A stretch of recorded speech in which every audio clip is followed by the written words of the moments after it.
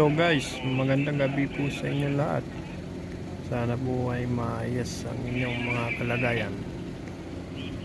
So kung mapapansin nyo, ang barkong si Marie Cristina, siya po ay babiyahe na muli mula Lucena hanggang Marinduque and vice versa.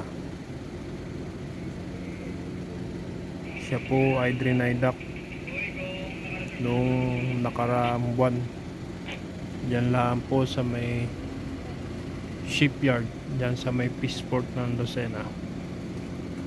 So yan po, makikita nyo ang mga ikakarga sa kanyang mga sakyan, mga nakahanay na po.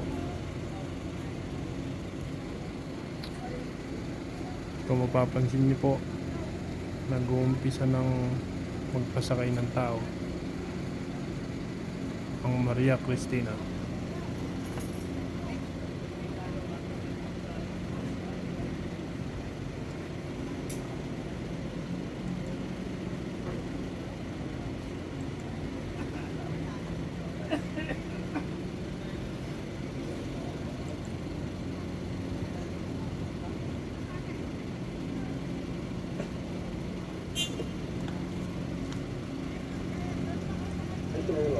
Ito pong barkong ito ay babiyahe po pala at aalis ng alas 9 ng gabi.